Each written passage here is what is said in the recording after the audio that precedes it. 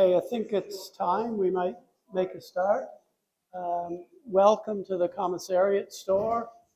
It's one of the two oldest buildings in Brisbane, as most of you know. The other one, of course, is the windmill. You might notice it's all convict built except for the air conditioning, which is just being installed. We tried to get convict built, but it just wasn't there. Today we have a talk by Paul Granville. Paul lives in my area, and he's the person to go to if you're interested in history of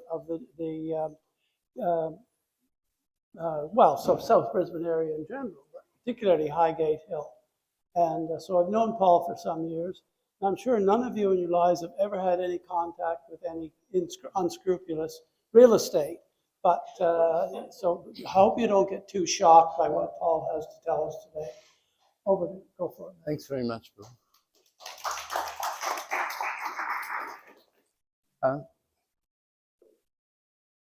So I actually originally called it a different title, Dishonourable Real Estate Practices, because what I'm going to talk about today comes out of this book, The Dishonourable.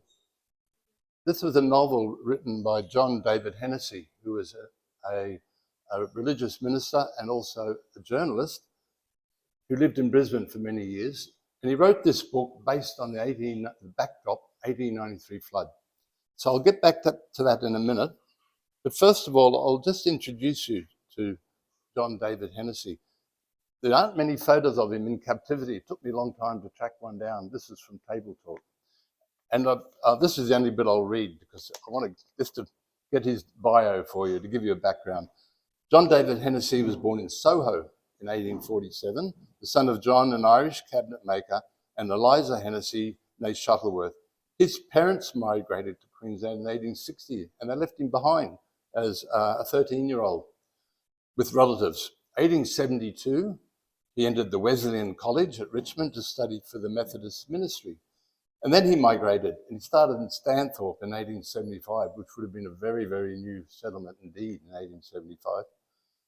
In fact, at that time, my great-great-grandfather was there working as a carpenter. 1877, he moved from Stanthorpe to Tenterfield. The following year, he married Harriet Butcher, who'd met in England. After a few more years in the ministry, Toowoomba, Brisbane, he left the Methodist Church and joined the Congregational ministry. He continued to preach, but then he got into journalism and religious press. He started the monthly paper, The Christian Messenger, became a weekly. Branch office was opened in Sydney, renamed the International Christian Messenger. 1886, it changed to the Australian Christian World, and he continued as editor until 1891. Harriet passed away in 1886. He remarried and sold his interest in the Australian Christian World, took his family to live in Wynnum to try growing pineapples. And that actually feeds into the story because what I'm going to talk about is set on a railway trip from Breezeland. So he changes the names of places very transparently. So Breezeland is Cleveland and Wynnum, of course, on the Cleveland line. So he's trying to grow pineapples. He started a company, Hennessy and Harper, to publish some of these novels. He actually wrote 9 novels, although they're very little known today.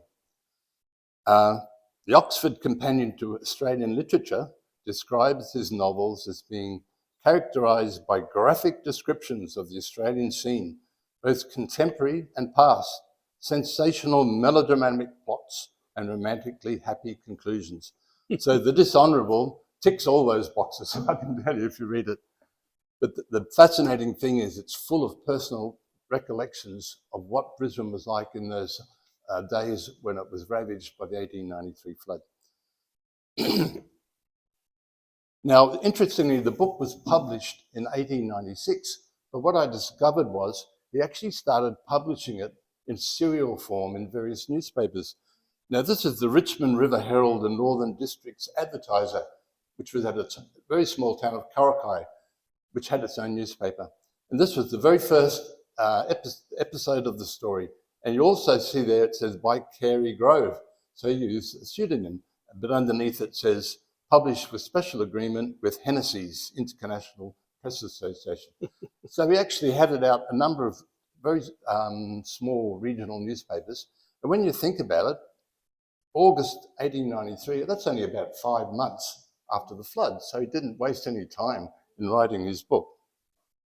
So I purchased this book a long time ago.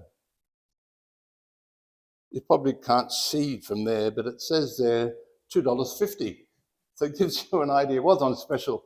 And this was a facsimile edition put out by the University of Queensland Press.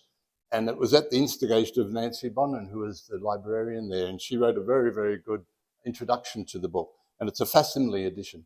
Sat on my bookshelf for a long, long time. And then along came COVID. So I thought, I should read this book.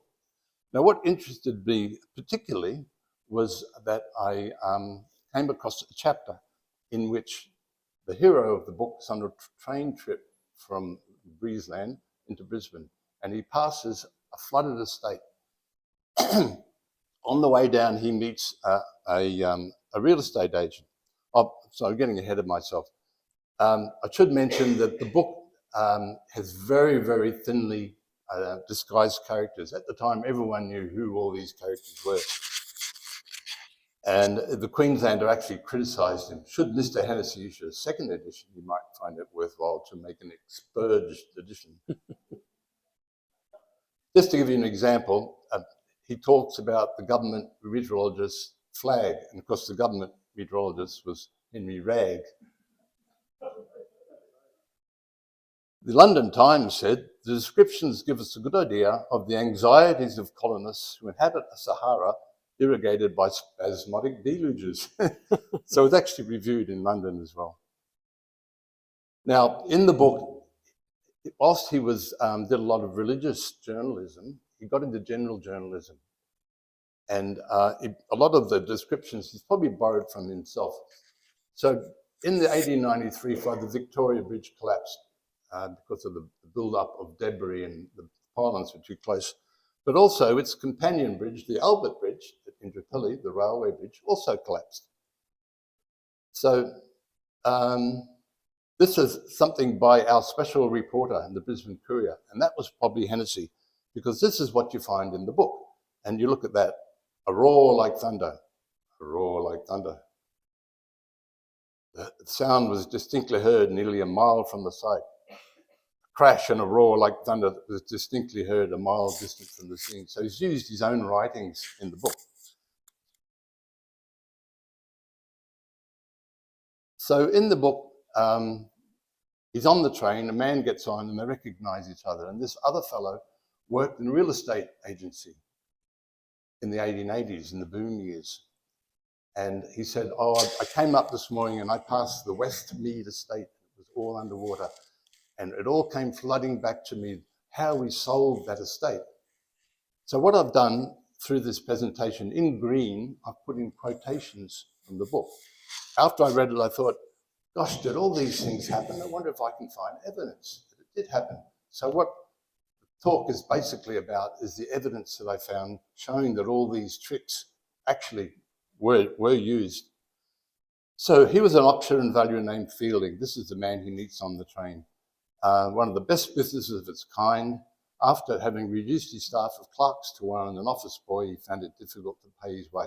So about 1890, the whole property market collapsed. Carpenters couldn't find work. There were empty houses. Something like 20% of Brisbane houses were empty. So he'd been involved in real estate, and they talk about this Westmead estate. From the description, it's obviously a estate on Norman Creek, and we'll get to that a bit later. But what I concluded was it's based on the Woolloongabba East Estate. It does help that he calls it East Boonabooboo, which is his Singlet scope.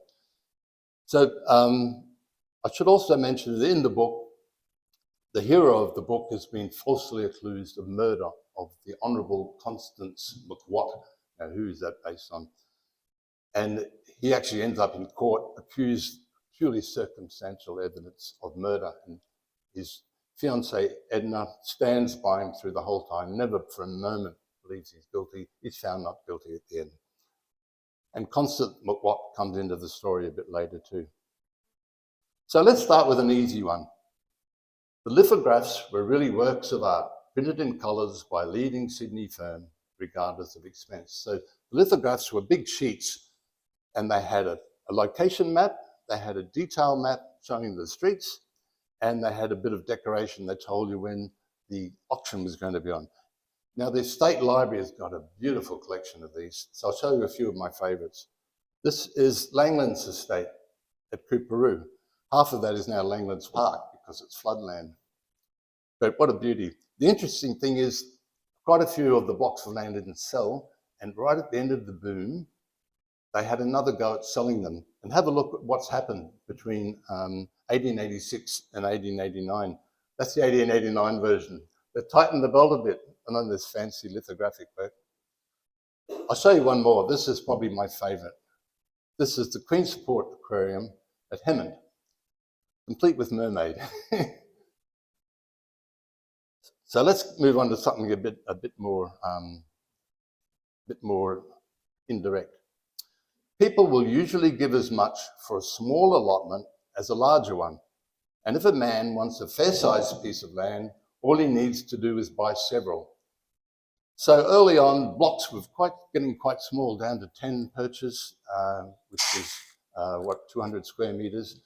In 1885, the government passed the Undue Subdivision of Land Act, making the minimum size 16 perches. And our inner suburbs are full of 16 perch, about 400 square metre blocks. So what they're saying here is, what's the point of making, if it's a beautiful block of land on a hill, someone will probably want to build a large, substantial house.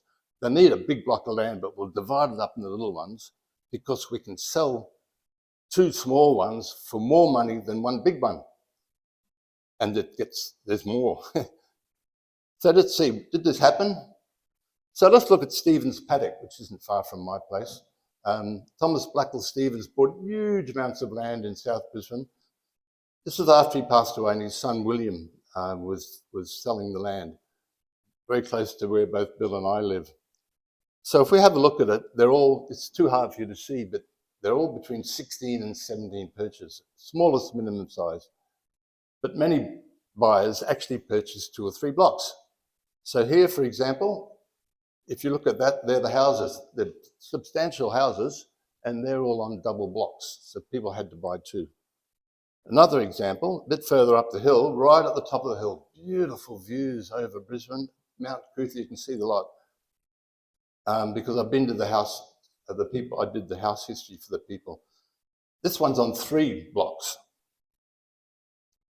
And you can see actually here, so that's looking down on it. There's work underway in this photo where the owners extended it. You can see 3 separate blocks.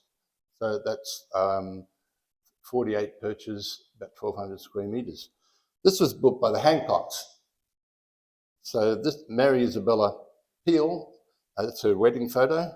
She married Josiah Henry Hancock. This is the family that owned Hancock and Gore. After the railways, was the 2nd biggest employer in Queensland. I can't help getting off the topic a bit. My dad was an apprentice electrician. Mum worked in the pay office. That's how they met. Handing out paycheck, or paid packet.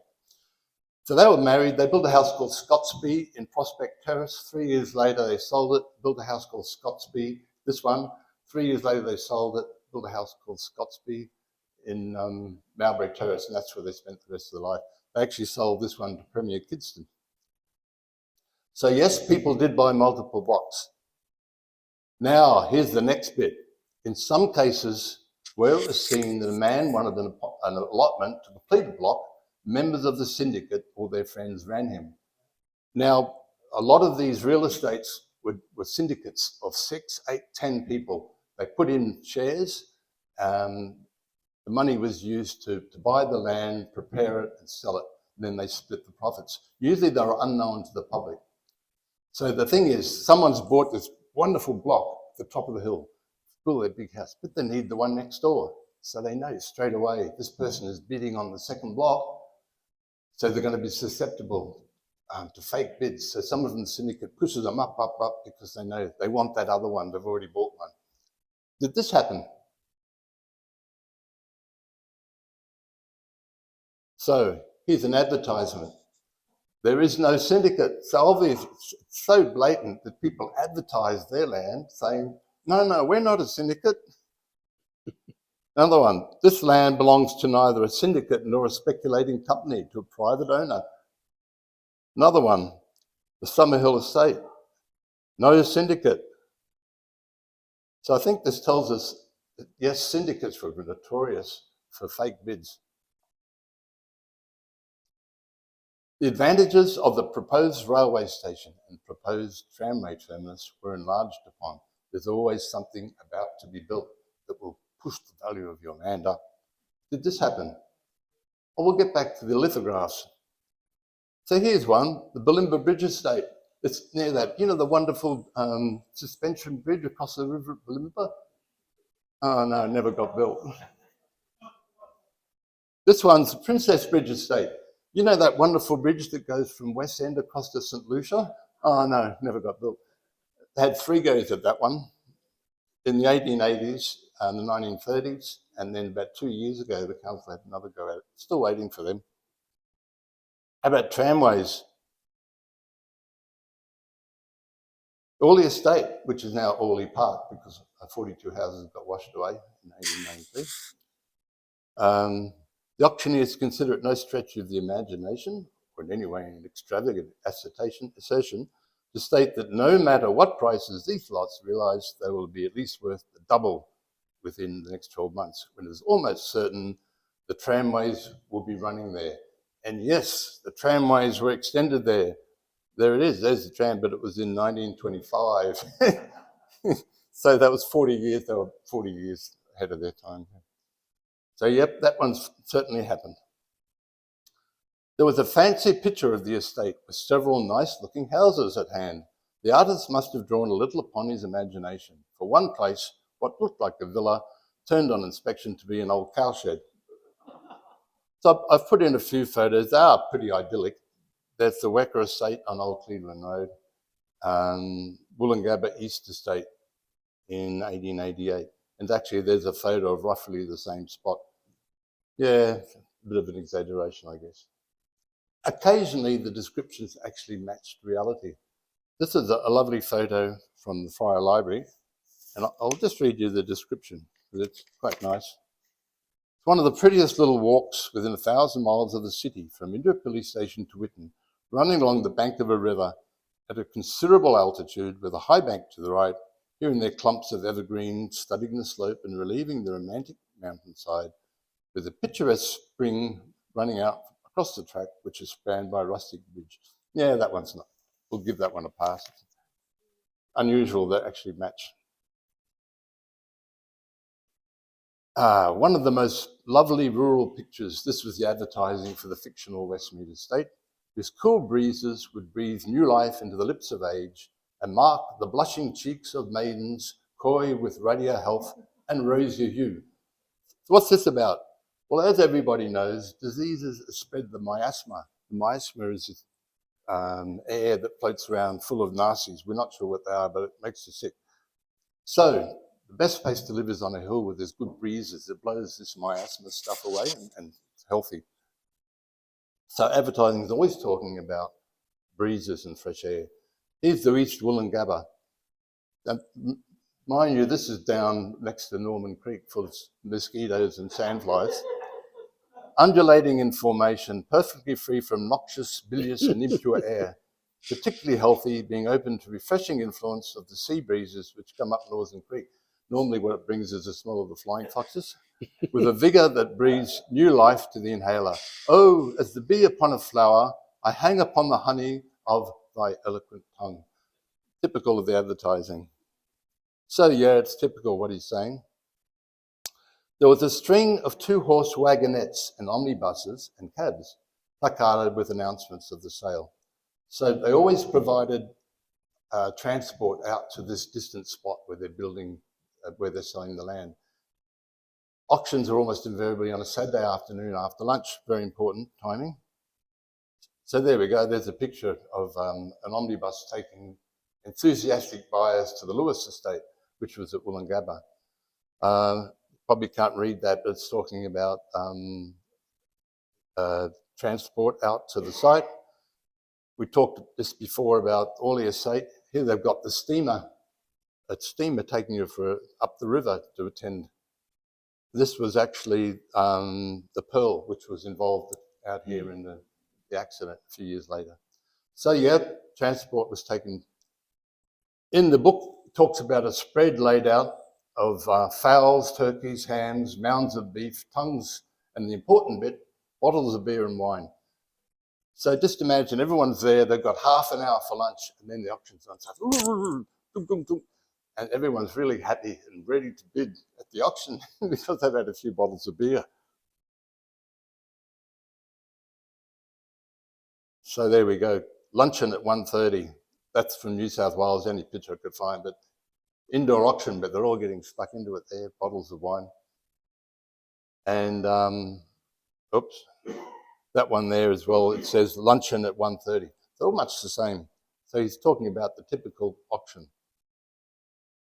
After reading the terms of sale, which nobody understood, the auctioneer led the crowd to a 28-perch block corner on the corner, pick of the whole estate. So they didn't have pocket calculators or anything like that to do the calculation. So I'll ask you to work out which is the best deal. I don't know if you can read that from that back there, but they're very complicated.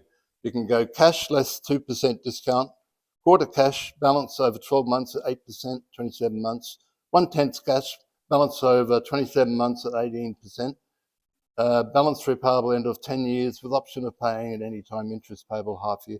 Pretty hard to work out, isn't it, what the best deal is? The auctioneer predicted that the allotments that would buy that day for a few pounds on most advantageous terms would in a few years realise tremendous prices. This is starting to prey on the fear of missing out. So here's the St Lucia estate. Why, before half the purchase price is paid up, it'll be worth at least 4 times the price the auctioneers expect to get for the same at present, especially in the face of prosperous and progressive times. Here's another one. Do you want to make money? Of course you do. It's all playing on that fear of missing out. So yes, it was all about telling people if they didn't buy now, they'd be missing out. Mm. Why, he said, nodding across to a well-known Brisbane merchant who I happen to know was one of the syndicate. I'm permitted to state Mr. Gregory bought 3 of the lots in last Saturday's sale at Bunting's Paddock and sold them afterwards at the handsome profit of £120. Here's a real advertisement for the East Wollongabba Exchange.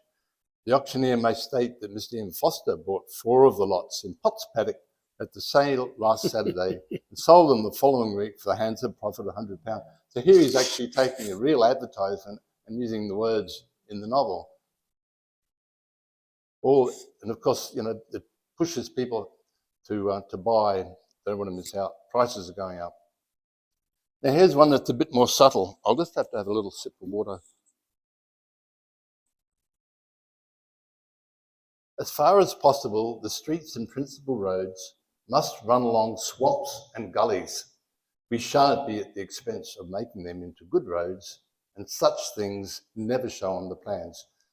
So what did you do if you wanted to sell an estate? You bought the land, you had a surveyor lay out the streets and the blocks, you cut the trees down, didn't pull out the stumps, too much work, someone else can do that. And you got someone to scythe the grass if it was the wet season, and that's it. So a few years later, people are complaining, how many streets have you been down in Brisbane where it's been cut and the houses on one side of the street are way up high and the others? That's the council that's had to come along because they put the road on the worst piece of land, hard to sell. Oh yes, so we'll make that the land.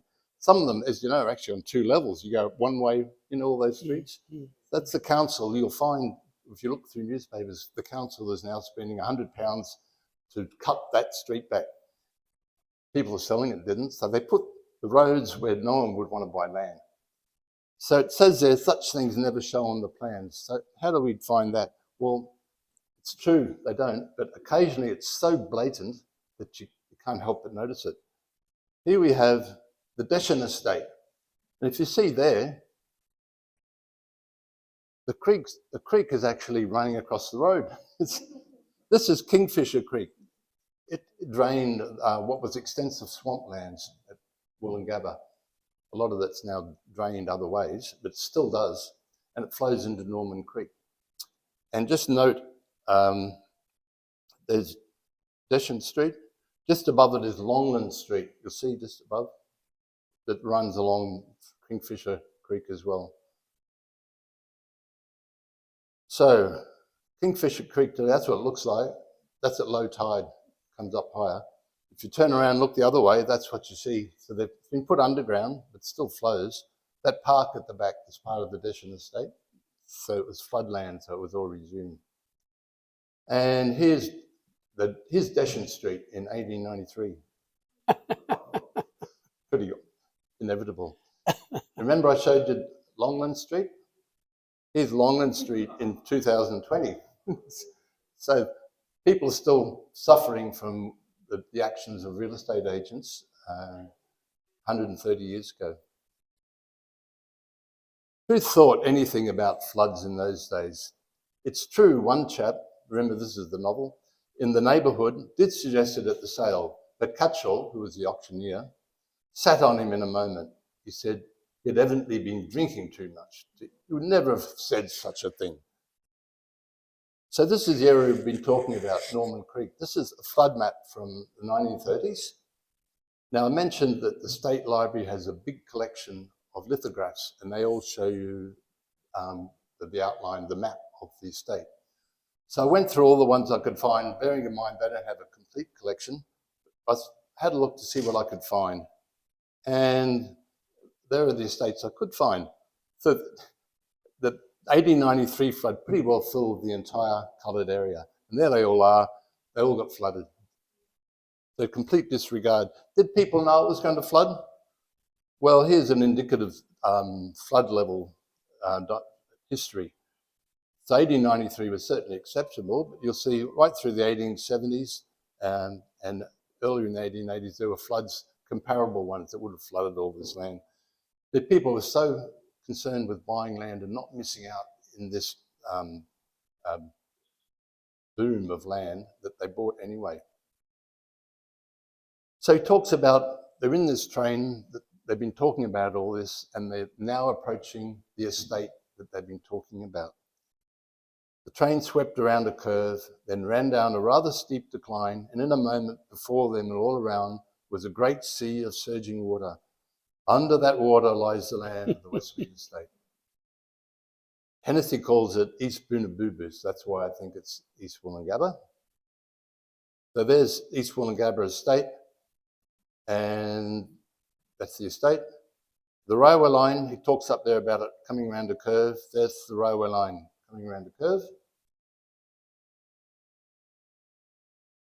And that's the train coming into the station. I went out and had a look. That's the East Woolloongabba estate today. And that's what it looks like from the train. So this is the view that he's talking about in the book, almost certainly. Here's a photo of it. So this is looking where that big arrow is. This is up on the hill, looking across towards Woolloongabba. The hotel on the front is the Stanley Hotel, now called the Lord Stanley. That house is Hatherton, up on Old Cleveland Road, near the school. There, it's with Lady Alexandra home at one stage. And that's the estate. Just behind it is the railway station. So that's what he's talking about exactly in the book. Above the noise of rolling wheels, of wind and rain and swirling waters, the wailings of women and the cries of children, as wet and hungry, they were half dragged into boats for the miserable ruined homes, which but yesterday many of them had looked upon with honest pride. Here's a photo, Norman Creek, just up the road from there. And what do we see in the background? There's people being evacuated in a boat. Exactly the scene he's describing. The train pulled up at the Melbourne Street terminus, wisely built upon a level with the embankment. It's quite high. And in the book, he talks about getting off the train and all the boatmen there in their dinghies offering to row them where they want to go for a penny. It's great stuff. Great descriptions. So there's a view from up Edmondson Street near Musgrave Park, looking across Musgrave Park. And there's the railway station. sitting above the water. And over here is us. And if you look at the right in the middle of that circle, the Commissariat store, if you look closely, the water level is about this high in here. Almost the top of that door. So there's some things that we can't say whether they're true or not.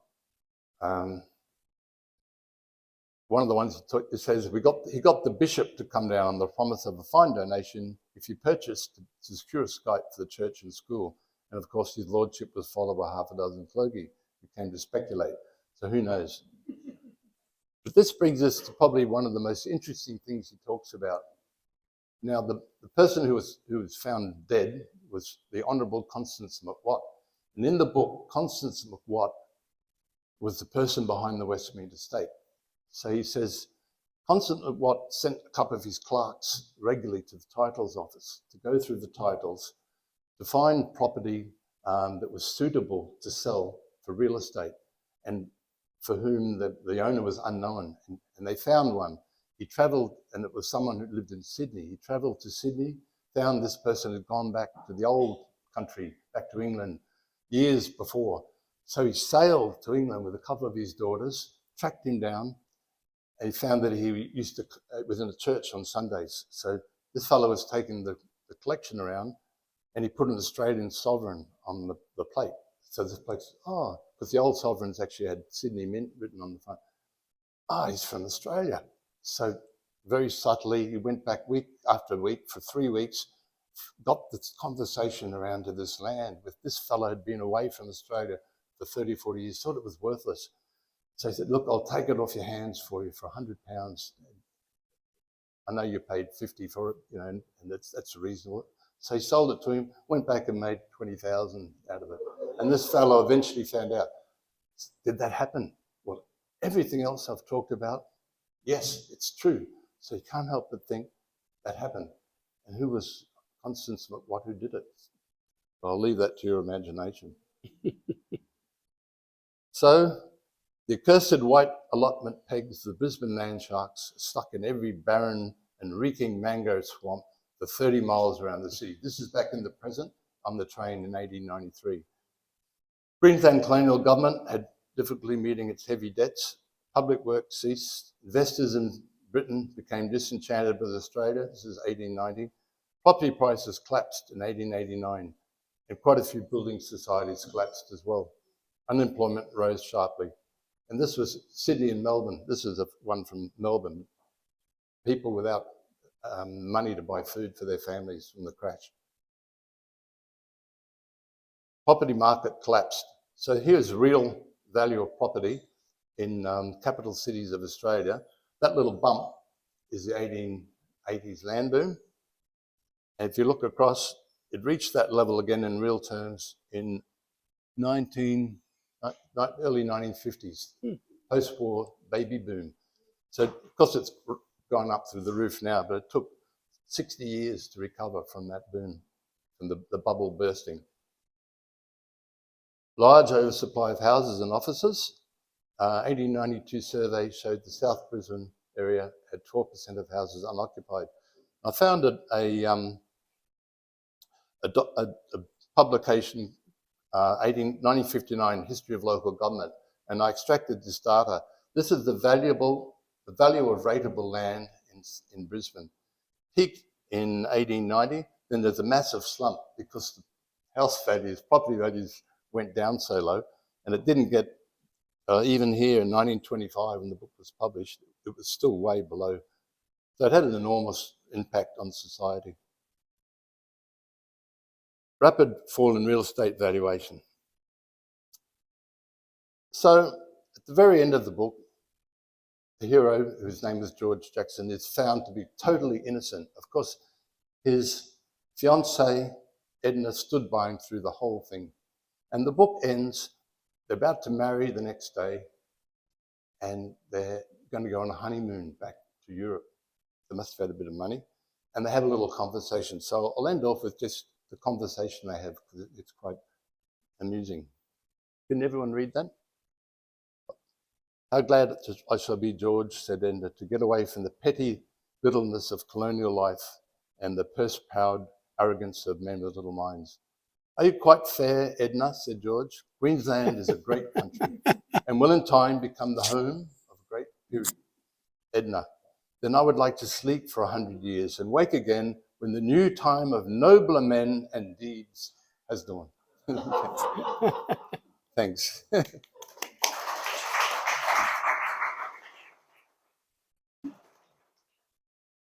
Thanks very much.